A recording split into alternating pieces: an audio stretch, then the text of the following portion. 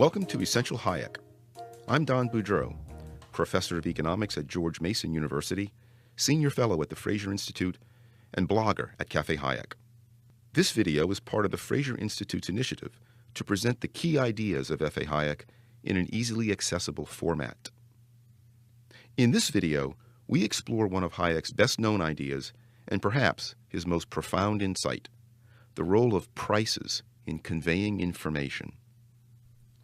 All economists understand that people make decisions based on the costs they face and the benefits they expect to receive. In most cases, the key cost of a decision is the price the person faces to purchase a good or service. This idea is complex, so let's simplify it with an example.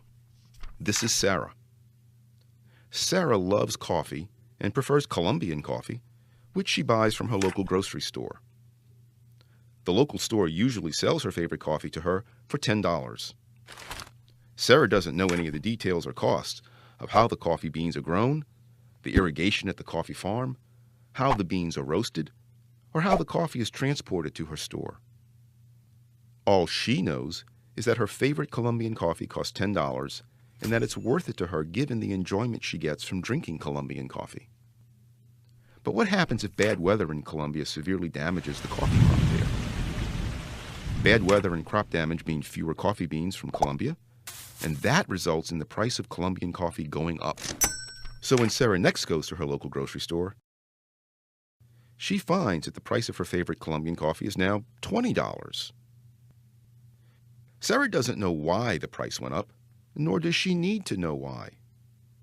The increased price sends her a signal that prompts her to make an informed decision. She can pay $20 for her favorite Colombian coffee, but the higher price for Colombian coffee means that she'll have to give up more of something else to buy that coffee. In fact, Sarah is likely to voluntarily choose to buy another type of coffee, one perhaps even at a lower price than her normal Colombian coffee, say Indonesian coffee, which costs $9.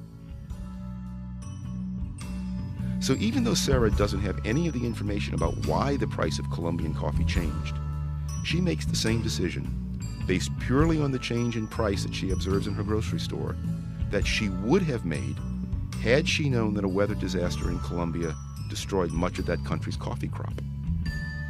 What Hayek explained and clarified is that people make decisions as if they have incredible amounts of information about why the price of a good or service is what it is, when in fact they have little or no information about why the price is what it is.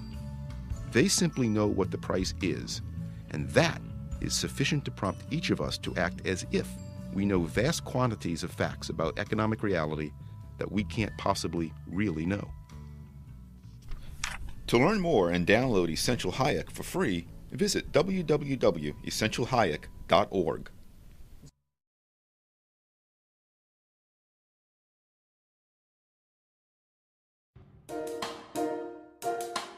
Welcome to Essential Hayek. I'm Don Boudreau, professor of economics at George Mason University, senior fellow at the Fraser Institute, and blogger at Cafe Hayek. This video is part of the Fraser Institute's initiative to present the key ideas of F.A. Hayek in an easily accessible format. In this video, we explore Hayek's work on economic booms and busts, work for which he was awarded a Nobel Prize in economics in 1974.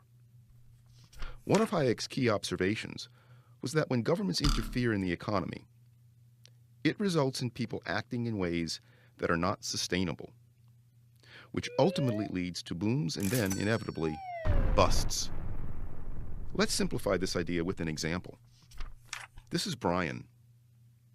Brian is a politician who thinks he has a great idea for creating jobs and widespread prosperity.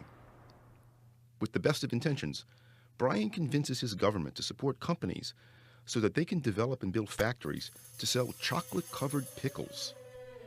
But Brian's plan is flawed. He assumes there will be great demand for chocolate-covered pickles.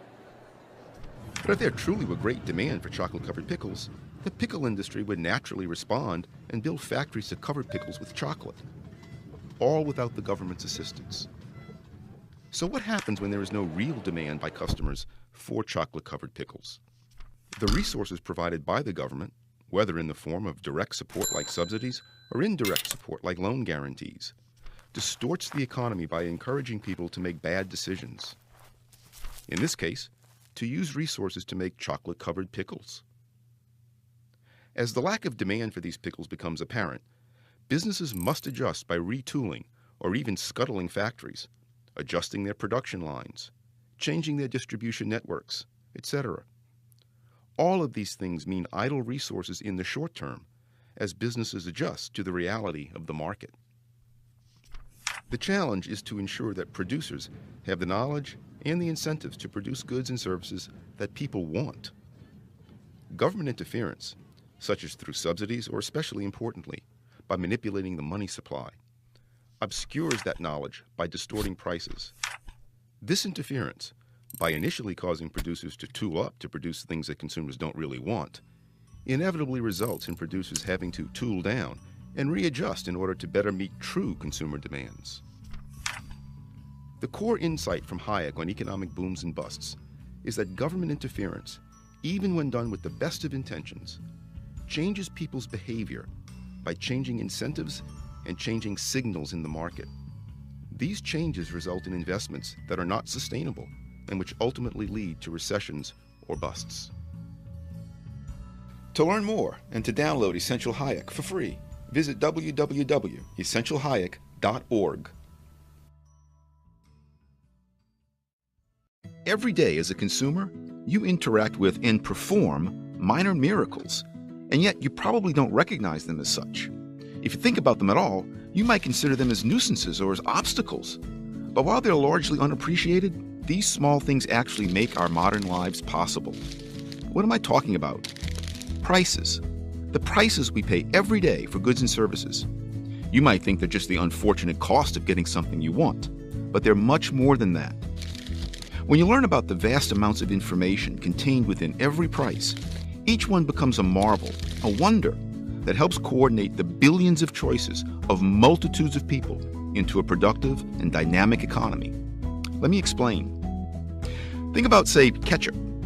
The primary ingredient in that delicious red sauce is, of course, tomatoes. Now suppose that there's a terrible drought in California. This year's tomato harvest drops substantially. The demand's still there. People still want ketchup as much as they did before for their hamburgers and fries, but the supply has shriveled. So farmers start to charge higher prices for their tomatoes. That means ketchup makers have to pay more for tomatoes, so they charge grocery stores more for their product.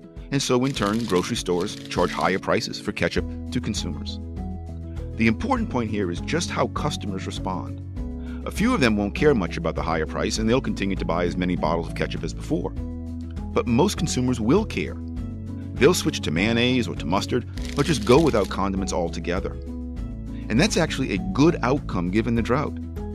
There simply aren't as many tomatoes to go around as before. People as a group need to eat fewer tomatoes. And this uptick in the price of ketchup leads some people, those who care the least about the particular condiment, to use less of it. And that means total consumption of tomatoes shrinks. From a bird's eye view, it might look as though this chain of events is consciously coordinated, that the farmer, manufacturer, grocery store, and customers are all working together according to some plan or to some directive to adjust to the fact that the drought destroyed a lot of tomatoes.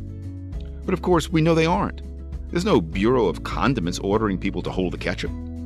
The information about the need to cut back on tomato consumption was communicated organically through prices. Or as the great economist Friedrich Hayek put it, the ketchup's price is, quote, a kind of machinery for registering change, unquote. Now multiply this chain of events by trillions. That's the world economy. There are billions of buyers and suppliers adjusting in real time, every hour of every day, to shortages and surpluses. And they're elaborately coordinating their behavior with each other and adjusting to on-the-ground developments. And they don't even realize that they're part of this great global chain of cooperation. All of this coordination and adjustment is thanks to prices. All those different bits of information conveyed in that one little number. Think about that next time you go to the grocery store. We understand the power of prices thanks to economists like Friedrich Hayek. To learn more about Hayek's essential ideas and how they help explain our world, click here.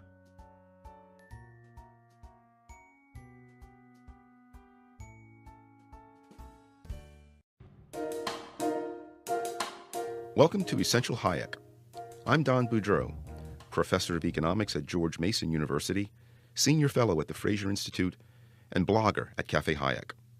This video is part of the Fraser Institute's initiative to present the key ideas of F.A. Hayek in an easily accessible format. In this video, we explore one of Hayek's most profound pursuits, which is understanding the difference between legislation and law. Hayek differentiated between rules consciously designed and imposed on society by government officials and rules that emerge, undesigned, from social interactions among people over time. He called rules imposed on society by government officials legislation, and he contrasted legislation with those rules that emerge, which he called law. Hayek's concept of law is a lot like what we today refer to as social norms. Let's try to simplify this distinction with an example. This is Julie. Julie is going to the movies. When Julie enters the theater, she finds a seat and puts her coat on it. This small act sends a signal to others that the seat is now taken. People recognize from the placing of the coat that someone has staked a claim, so to speak, on that seat for the duration of the movie. No one will move Julie's coat or sit in that seat. This rule is a social norm or convention that governs our behavior. No government imposed this rule as a law, but so what? We all recognize and follow this rule. And we would interpret someone who ignores this rule by moving Julie's coat and then taking the seat as someone who violates normal social behavior. In other words, this social norm constrains the way we act and allows us to interact with one another more effectively. Another example can be seen when Julie goes to get popcorn. There's a line at the concession stand. But rather than push to the front of the line by cutting ahead of everyone, Julie stands at the back and waits her turn. This is a typical social norm that we all naturally follow without thinking, and we expect others to do the same. It does not require a government for its enforcement. Hayek explained how these social norms that emerge over time, through people interacting with one another and figuring out what works, powerfully govern our behaviors toward others so that society functions productively, collaboratively, and peacefully.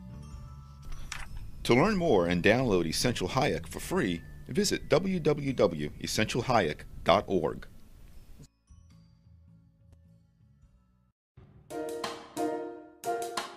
Welcome to Essential Hayek. I'm Don Boudreau, professor of economics at George Mason University, senior fellow at the Fraser Institute, and blogger at Café Hayek. This video is part of the Fraser Institute's initiative to present the key ideas of F.A. Hayek in an easily accessible format. Hayek observed that the challenge of living in a modern society involves two sets of very different interactions: those that occur among our family and friends, and those that occur in the external world. Let's simplify this rather complex idea with an example. This is Tom. He owns a bicycle repair shop. Tom repairs people's bikes, and in return, his customers pay him. Tom is also married and a father. When Tom is at home with his family, the interactions between his wife and children are very different from those in Tom's bike shop. For example, if Tom's son needs his bike repaired, he simply asks Tom. We don't expect Tom to charge his son for the repair as he would a customer in his store. Hayek observed that a family is not a market, and the rules of the market do not apply to the family. As a father, Tom gains satisfaction from helping his son by repairing his bike. This satisfaction is different from the feelings he experiences with his customers, almost all of whom Tom doesn't know outside of work. Likewise, Hayek explained that society at large cannot operate like a family. If Tom treated his customers like his son and didn't charge them for fixing their bikes, his business would soon go broke. Hayek's point is that markets and economies would collapse if we tried to operate society at large as if it were one big extended family. Hayek identified a subtle but key aspect of society, which is that we're governed by two distinct set of rules and constraints. Both function well within their own spheres, but great disruptions and costs occur when we try to transplant one set of rules to the other sphere. To learn more and to download Essential Hayek for free, visit www.essentialhayek.org.